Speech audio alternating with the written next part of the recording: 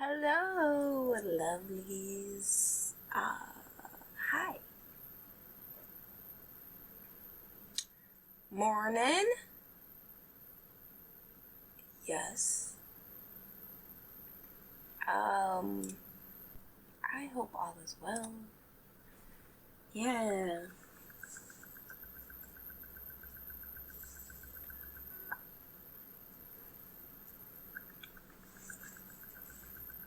My bad, y'all.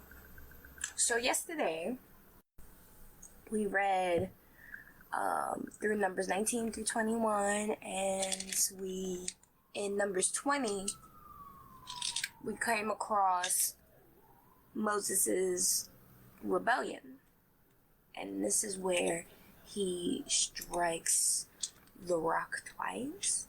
So after each of these little things, um,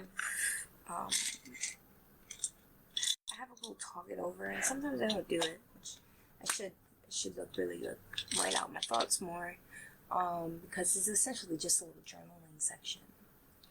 But as I was thinking over what was going on with Moses, and just really feeling for this man because he's carrying so much of the weight of Israel,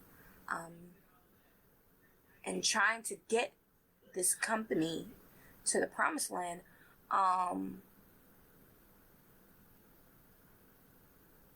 I started to understand, not condone, but at least understand the kind of emotional strife he was facing when he strikes the rock instead of talking to the rock for water. So, yeah, I felt for him.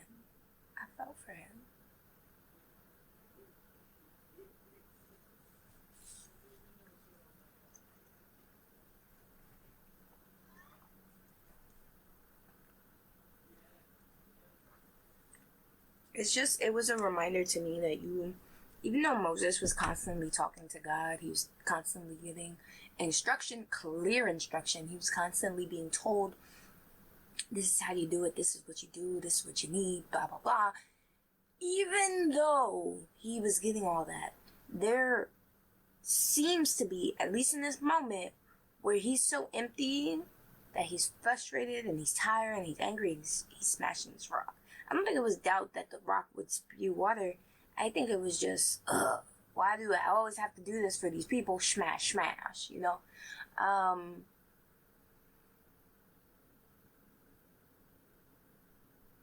It was a reminder that you can be in prayer, that you can be in conversation with the Lord, but that doesn't necessarily mean you're being renewed unless you're separating yourself from your problems and your worries.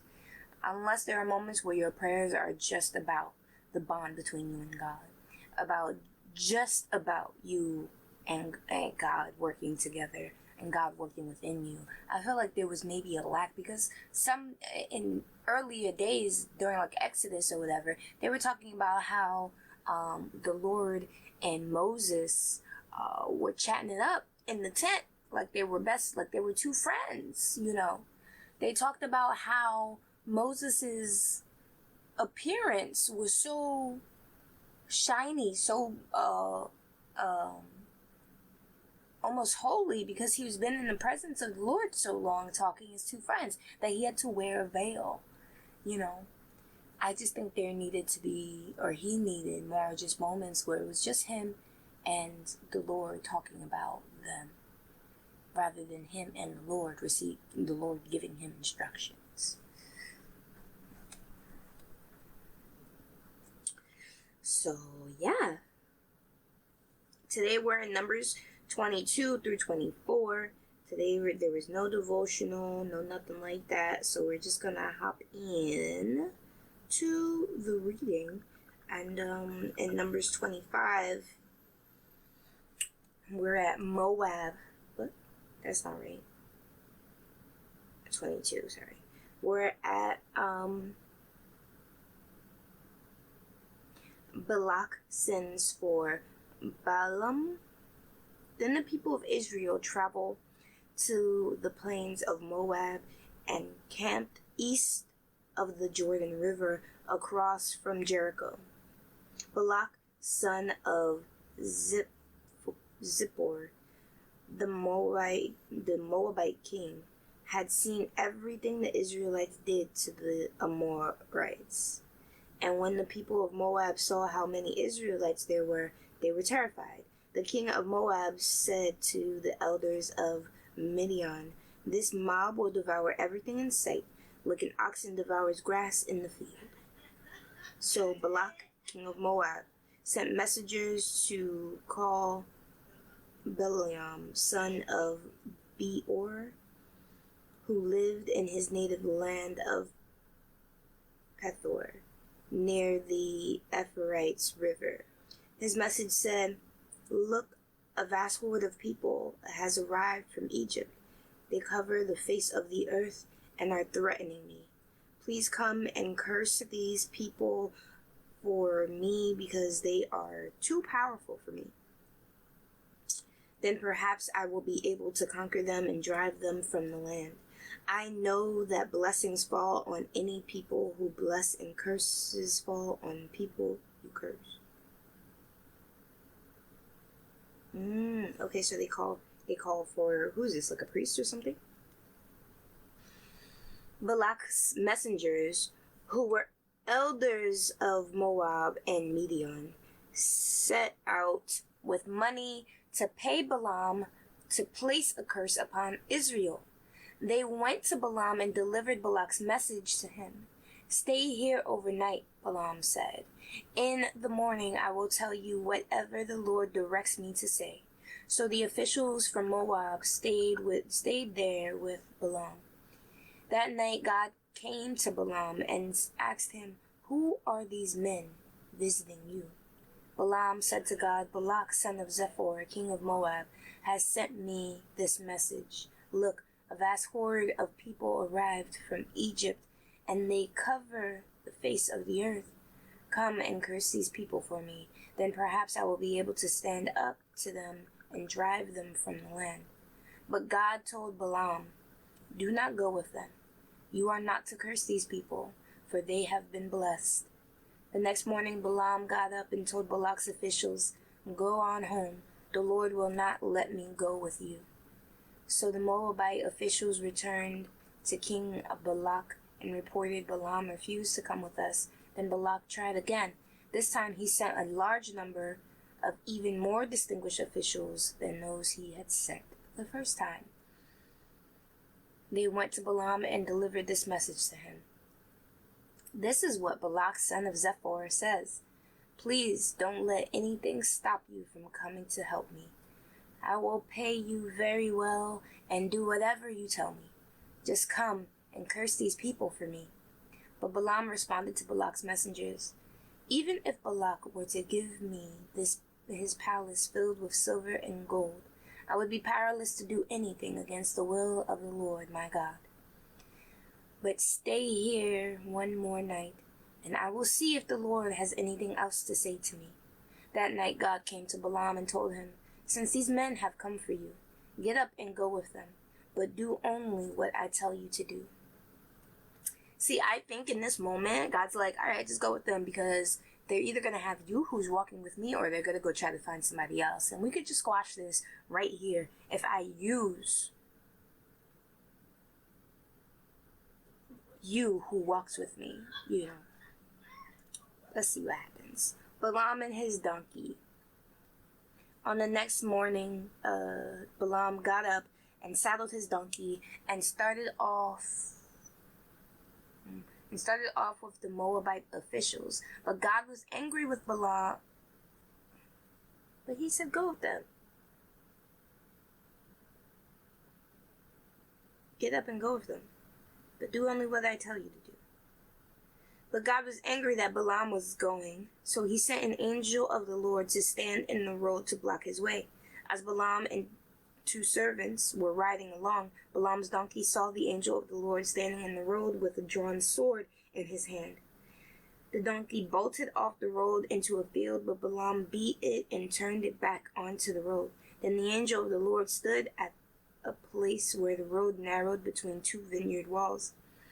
When the donkey saw the angel of the Lord, it tried to squeeze by and crushed Balaam's foot against the wall. So Balaam beat the donkey again. Then the angel of the Lord moved further down the road and stood in a place too narrow for the donkey to get by at all. This time, when the donkey saw the angel, it lay down under Balaam. In a fit of rage, Balaam beat the animal again with his staff. Then the Lord gave the donkey the ability to speak.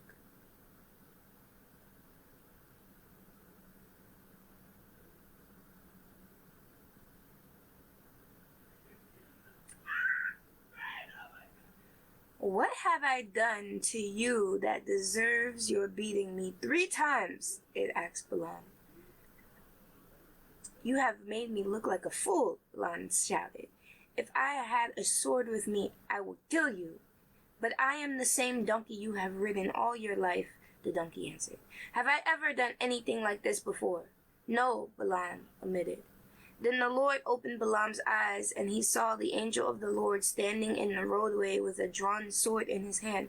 Balaam bowed his head and fell face down on the road before him. Why did you beat your donkey those 3 times? The angel of the Lord demanded. Look, I have come to block your way because you are stubbornly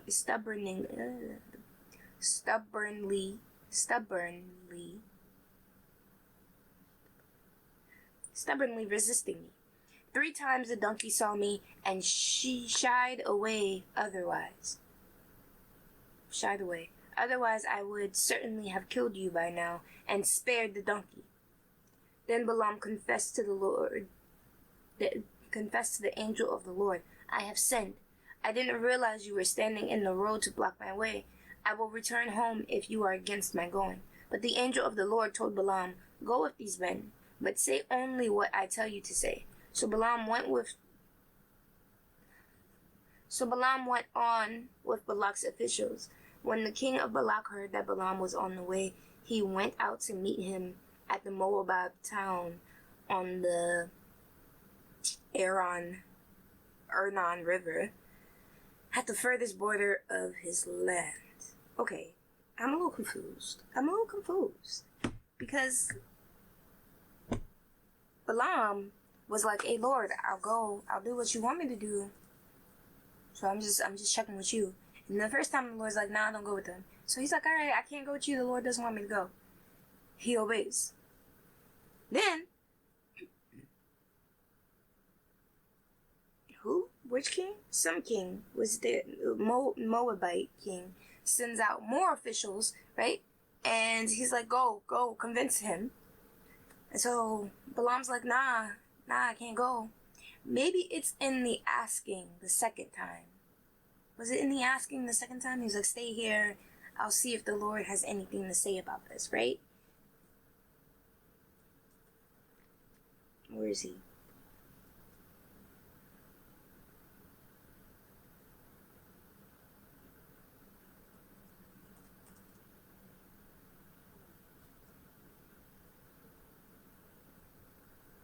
Where is it? It says,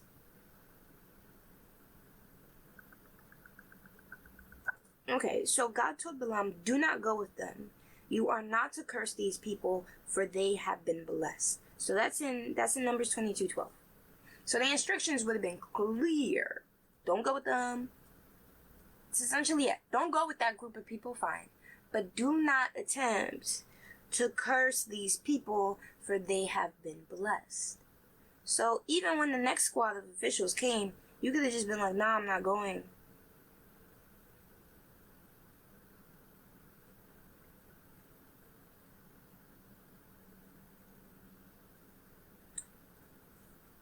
He could have been like, nah, I'm not going.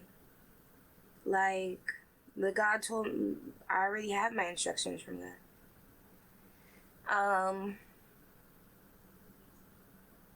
Yeah, I already got my instructions. I can't go I can't go curse these blessed people. And he could have clearly just sent them away, but instead he's like, okay, I'm gonna go check to see.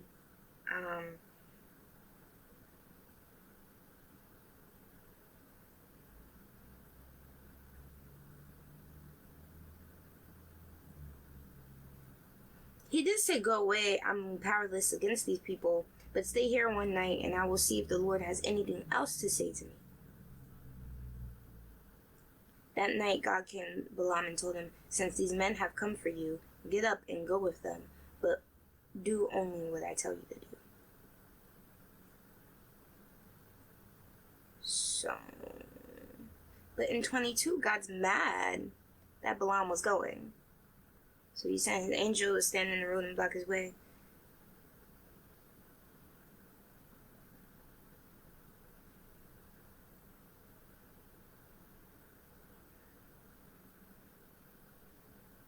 He's like, huh. He said go, so he goes. But the Lord's angry that he goes, because the first instruction was not to go.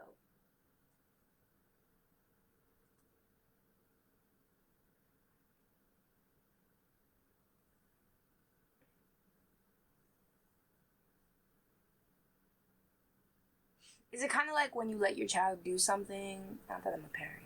Like when you let your child do something because they keep pestering you about it, but you're still mad that they did it or that they're doing it. Like you told them no, you told them why no, but they asked you again and they keep asking you, so you're like, fine, whatever.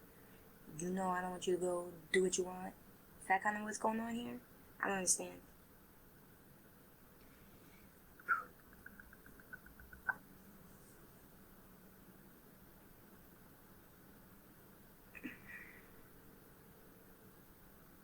Yo, him giving this donkey, then the Lord gave the donkey an ability to speak. Mind blowing. I love that. That's so much.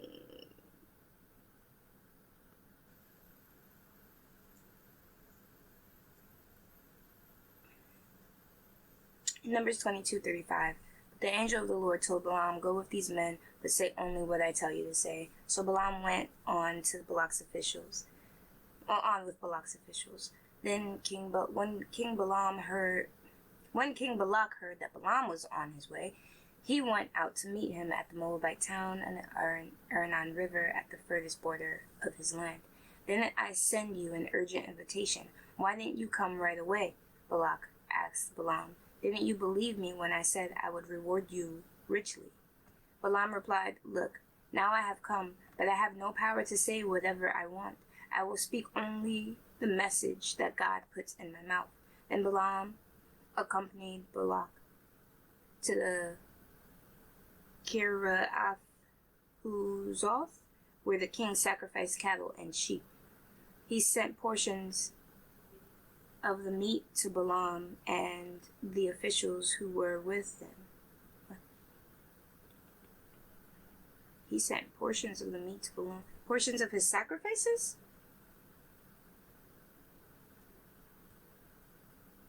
Then the next morning, Balak took Balaam up to Bamoth Baal. From there, he could see the people of Israel spread out below him. Okay, so the first thing they do is head somewhere so that the king can do his sacrifices. I'm assuming he's doing these sacrifices to God?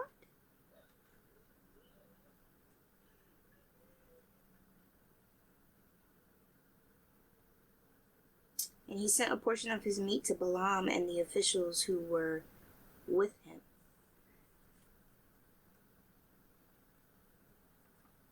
You can see him giving a portion to, I guess Balaam was a priest.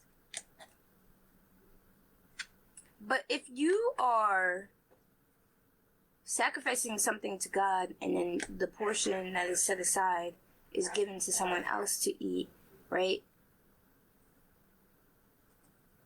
It doesn't even explain what kind of sacrifice this is. If a portion is given to someone else to eat, that portion of meat is holy because it was a gift given on to God, right?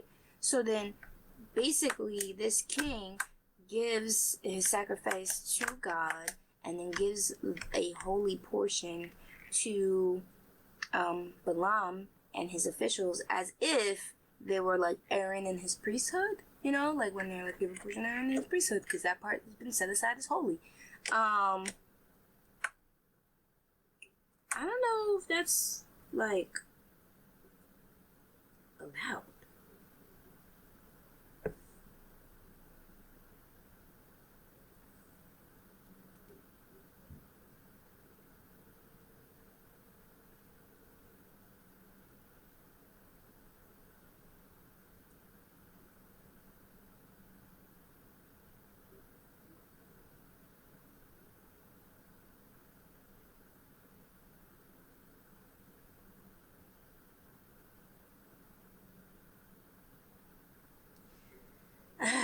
In line with...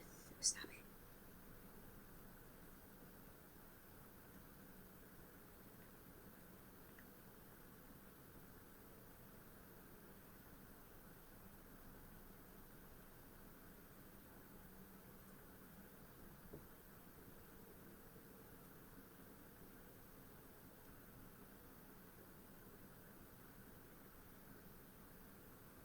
Okay.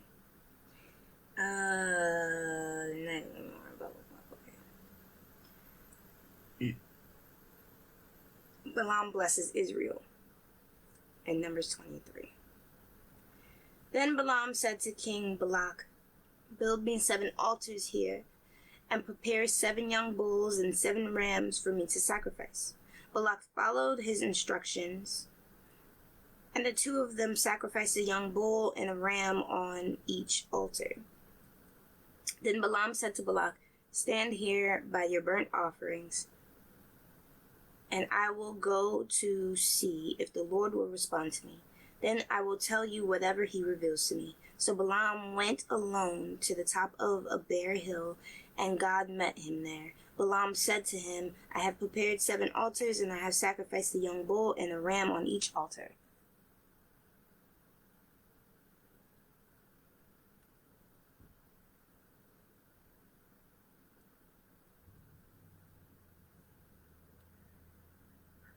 The Lord gave Balaam a message for King Balak.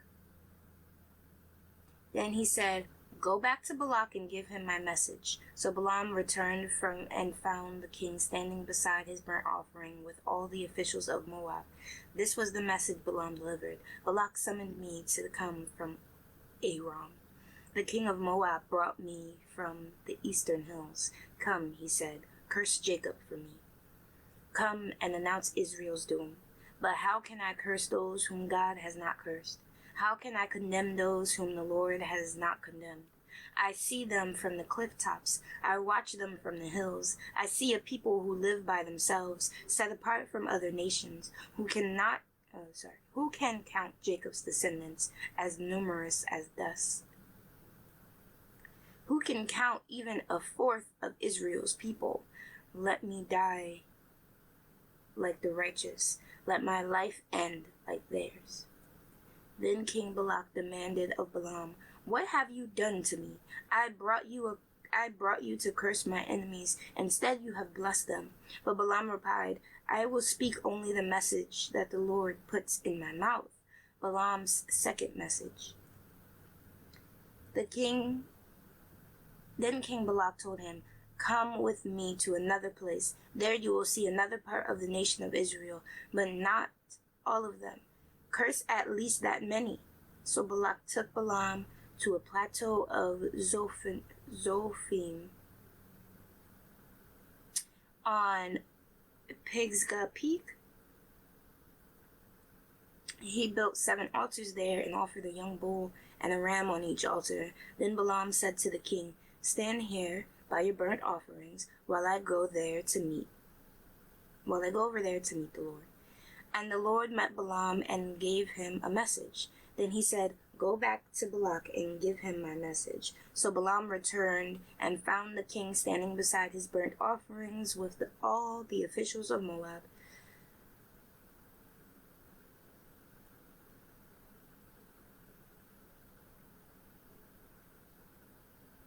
What did the Lord say? Balak asked eagerly.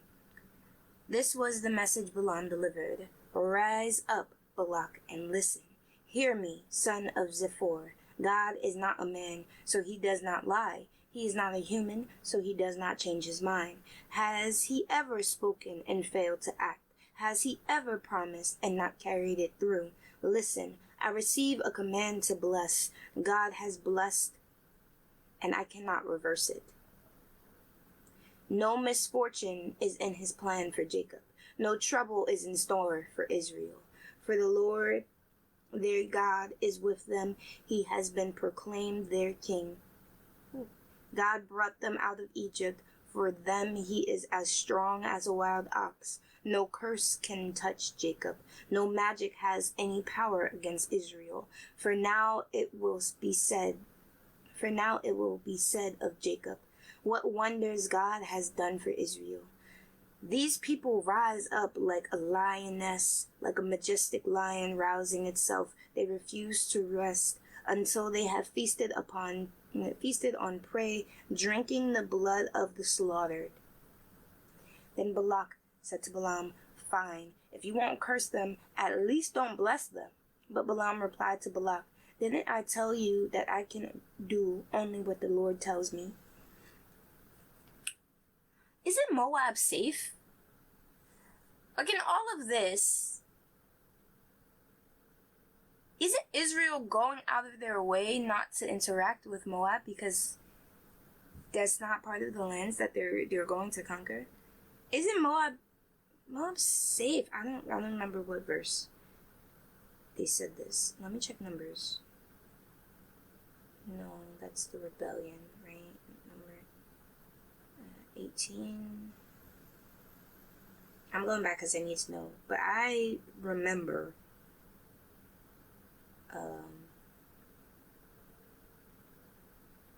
Moab being safe.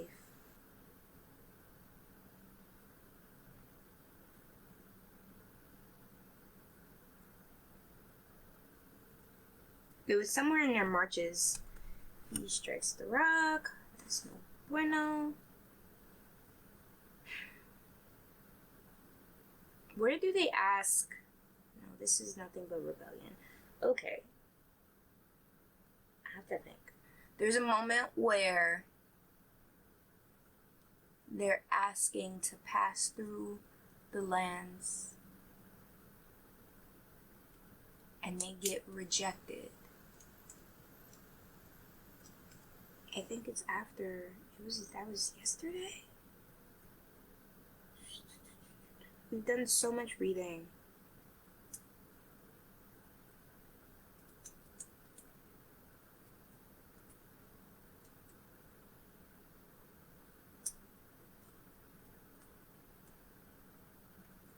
Edom refuses passage, right? Blah blah blah. Edom refuses passage, so they back off. And it was talking about the book of the War of the Lord.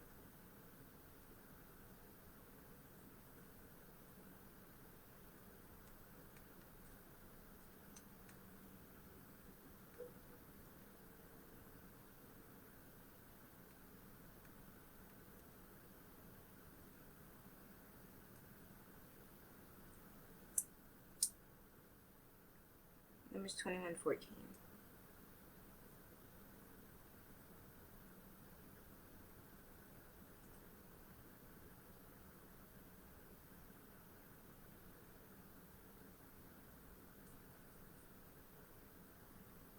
The Israelites traveled to Obath and camped there.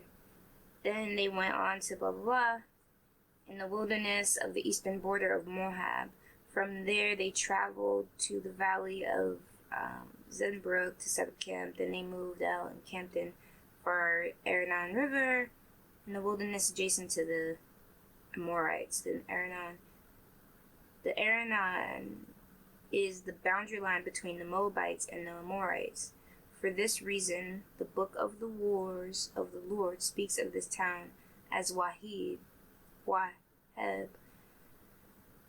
in the area of Suphah and the ravines of Arnon River, and the ravines that extended as far as the settlement of Ur on the border of Moab. From there the Israelites traveled to Beer, which is where the Lord said to Moses, assemble the people and give them water. And the Israel sang.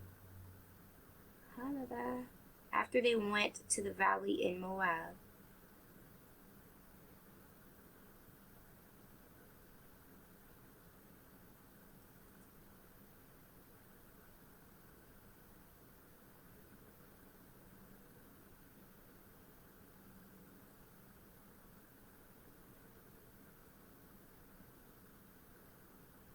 Oh, no, Moab is not safe.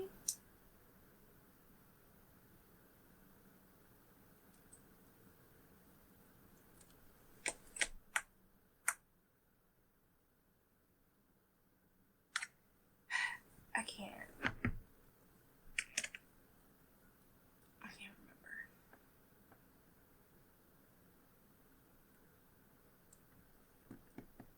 Which lands are promised to Israel? It's the lands.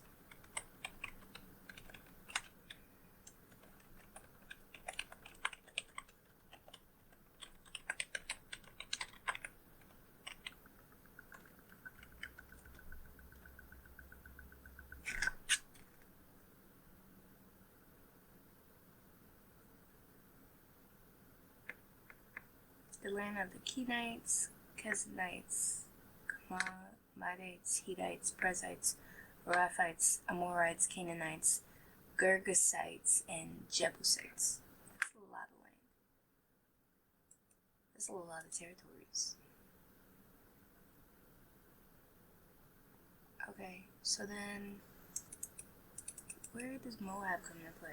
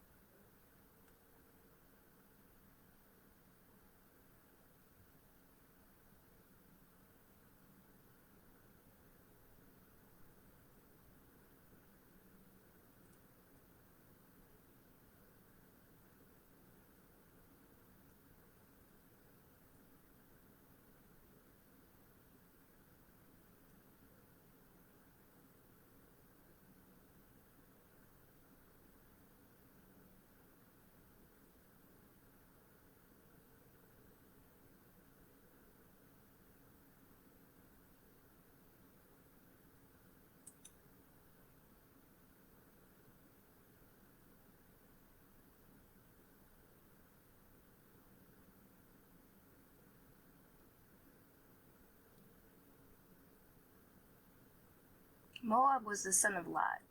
That's why I thought we weren't touching Moab, because these are the descendants. The Moabites are the descendants of Moab, which is Nephilim to Lot. Right? Tracing its lineage of Terah, the Israelites and the Moabites were related to each other. Terah was the father of Abraham and Haran.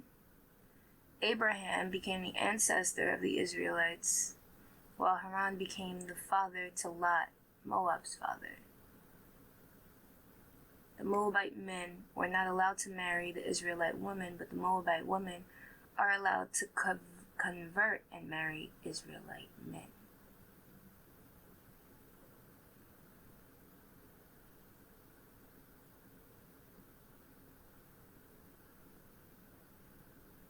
Moabites were mostly polytheistic, worshipping Shamash as their main god. They were practicing, oh my gosh, human sacrifices, just as King Mesha had done, who sacrificed his son and successor to Shamash.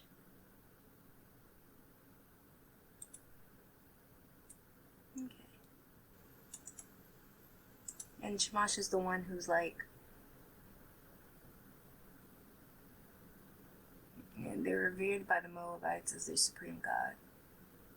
It's funny. That's funny. How you gonna revere someone else as your god, yet come to the Lord when you want to curse his people?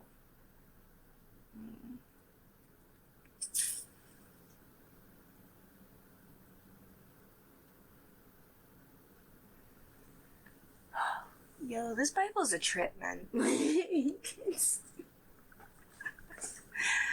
You are making all of these human sacrifices to a different god, a different deity who you worship, right? Yet when you're in trouble and at war, your first thought is like, oh, let me go get the priest who blesses and curses in the name of the Lord, mind you, and he will keep these people from me. I lost track of where it was. My bad, guys. Let's see. That was in Numbers 21, by the way.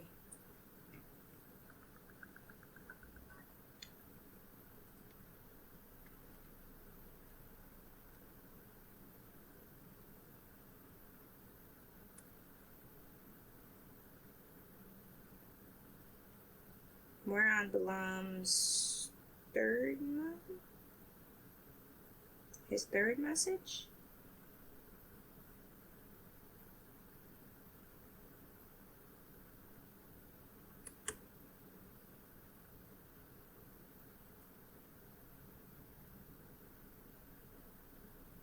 Yeah. Okay, so, and Balaam's third message, number 23-27, the king Balak said to Balaam, come, I will take you to one more place. Perhaps it will please God to let you curse them from there. This man's persistent. So, Balak took Balaam to the top of Mount Peor, overlooking the wasteland. Balaam again told Balak, build me 7 altars and prepare 7 young bulls and 7 rams for me to sacrifice. So Balak did as Balaam ordered and offered a young bull and ram on each altar. Now, Balaam realized that the Lord was determined to bless Israel, so he did not resort to divination as before. Instead, he turned and looked toward the wilderness, where he saw the people of Israel camped, tribe by tribe. Then the Spirit of God came upon him, and this is the message he delivered. This is the message of Balaam, son of Beor. This is the message of Balaam, son of Beor. The message of the man whose eyes can see clearly. The message of one who hears the words of God, who sees a vision from the Almighty. He bows down with eyes wide open. How beautiful are your tents, O Jacob! How lovely are your homes, O Israel! They spread before me like palm groves, like gardens by the riverside. They are like tall trees planted by the Lord, like cedars beside the waters. Water will flow from their buckets. Their offspring will have all they need. Their king will be greater than Agag. Their kingdom will be exalted. God brought them out of Egypt. For them he is as strong as a wild ox. He devours all the nations that oppose him, breaking their bones in pieces, shooting them with arrows. Like a lion, Israel crouches and lies down, like a lioness who dares to arouse her. Blessed is everyone who blesses you, O Israel, and cursed is everyone who curses you. King Balak flew into a rage against Balaam. He angrily clapped his hands and shouted, "I called you to curse my enemies. Instead, you have blessed them 3 times. Now get out of here. Go back home. I promised to reward you richly, but the Lord has kept you from your reward." Don't worry, the Lord's going to give him something else, okay? Balaam told Balak, "Don't you remember what I told your messenger?" I said, "Even if Balak were to give me his palace filled with silver and gold, I would be powerless to do anything and would be powerless to do anything against the will of the Lord. I told you that I could only say what the Lord says. Now I am returning to my own people, but first let me tell you what the Israelites will do to your people in the future." Balaam's final message is this is the message Balaam delivered. This is the message of Balaam, son of Beor, the message of the man whose eyes can see clearly, the message of one who hears the words of the Lord, who has knowledge from the Most High, who sees a vision from the Almighty, who bows down with eyes wide open. I see him, but not here and now. I perceive him, but far in the distant future. A star will rise from Jacob. A scepter will emerge from Israel. It will crush the heads of Moab's people, cracking the skulls of the people of Sheth. Edom will be taken over, and Seir, its enemy, will be conquered. While Israel marches on in triumph, a ruler will rise in Jacob who will destroy the survivors of Ir. Then Balaam looked over towards the people of Amalek and delivered this message. Amalek was the greatest of nations, but its destiny is destruction. Then he looked over towards the Canaanites and delivered this message. Your home is secure. Your nest is set in rocks, but the Canaanites will be destroyed when Assyria takes you captive. Balaam continued his messages by saying, Alas, who can survive unless God has willed it? Ships will come from the coasts of Cyprus. They will oppress Assyria and afflict Eber. But they too will utterly be destroyed. Then Balaam left and returned home, and Balak was sent on his way. So that's some prophecy. He's like, look, I see. Also, this is a message from Balaam, son of Beor. You know, when he started the message like that, I wasn't expecting much. You know, let's go back a chapter, because when he's saying what the Lord says.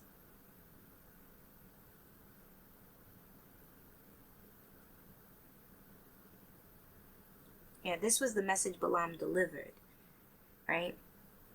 And now this is a message of Balaam, son of Beor. He's not delivering this message.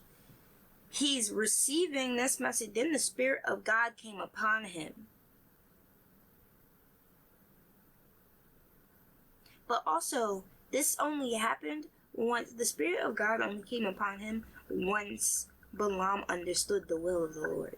So in Numbers 24:1, by now Balaam realized the Lord was determined to bless Israel. By now Balaam understood the will of the Lord, right? And so instead of resorting to divination and all of that, he instead turned and looked out towards the wilderness, where he saw the people of Israel camped tribe by tribe. Then the Spirit of God came upon him. So he didn't need to do divination at that point. And once he understood what the Spirit of the Lord was, and he was determined to act within that will, he turned and he looked. He saw with his own eyes, the eyes that the Lord had previously opened so that he could see the angel of the God standing in his way, angel of the Lord standing in his way. Now, he's like, yo, I know what the Lord wants and I see what the Lord sees. So I'm going to deliver this message. And he goes, I love this entrance because it's like, this is a message from Balaam, son of Lord. I'm like, all right, well, who's you to be giving messages, right? But then he's like, the message of the man whose eyes see clearly. The message of the one who hears the words of God, who sees a vision from the Almighty, who bows down with eyes wide open. And then he starts his messages. He goes and he gives himself credibility for why his message has weight. He's like, oh, but I see what God's eyes. I hear what God wants me to say, the God's words, and I see a vision from the Almighty. So, therefore, and then he goes and he's like, yeah, Jacob here, I mean, you're blessed. You're blessed, Jacob. How can I love this so much. Oh, this is so great. You want to receive the Spirit of God. Operate in His will. No, see what is His will first, and then realizing His will, and then receiving the Spirit of God. Can you receive the Spirit of God if you don't realize His will first? I don't think you can. I don't think that could have worked in reverse.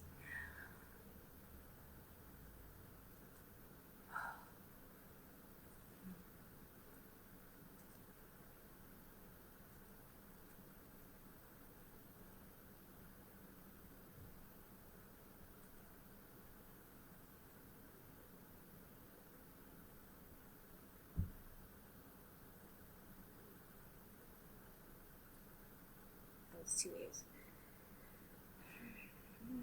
After he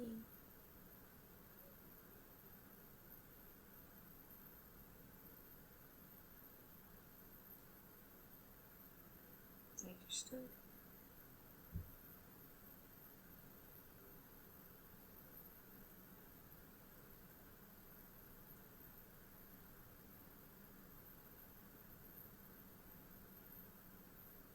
Okay, moving on.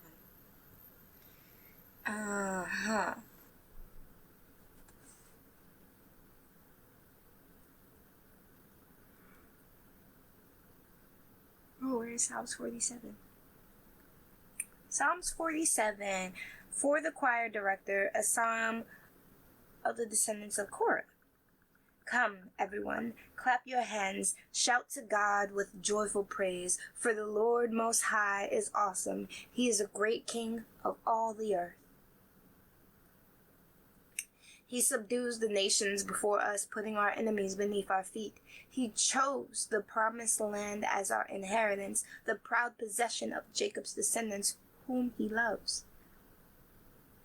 God has ascended with an almighty shout. The Lord has ascended with trumpets blaring. Sing praises to God. Sing praises to our King. Sing praises, for God is the King over all the earth. Praise Him with a psalm.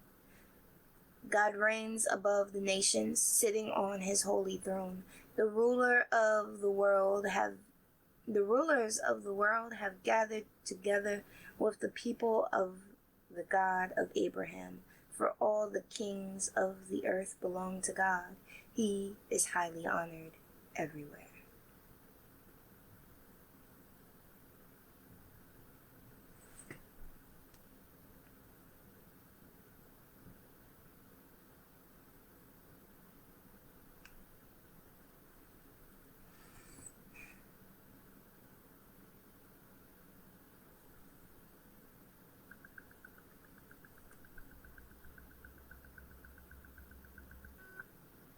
Yeah, I don't have anything else to say. Could you? Just the expense that this king has spent. King Balak spent so much trying to curse his enemies, only to sit there, witness 3 times. Right? 3 times his enemy gets blessed before his eyes, and then he gets cursed. he doesn't necessarily get, yeah, he gets cursed because he's like, well, I have some words for y'all. And he delivers his final message, right? When Balaam's like, yo, da da da da. And he's like, that territory's gonna go, and your territory's gonna go, and that's gonna go. And who can survive if it's not with the Lord? Of the expense. The goats, the rams and the goats that were sacrificed, the time, the energy, the climbing on the hills, the travel, the anticipation of believing, of going out your way to secure your enemy's downfall, only to watch them be blessed before your eyes. Ugh.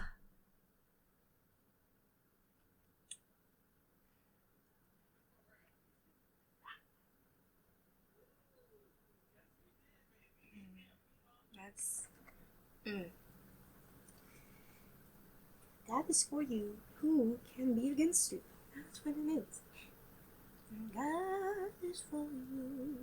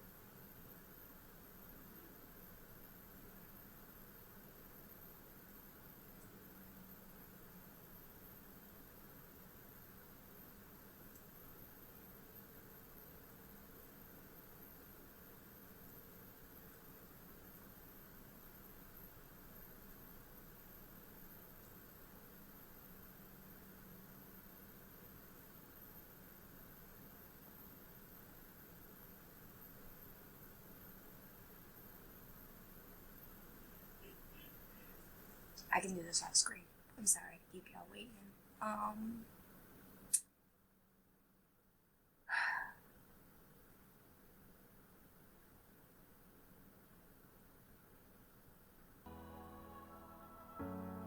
Yeah, I let nothing. Have a good day, and I will see y'all tomorrow. Bye bye.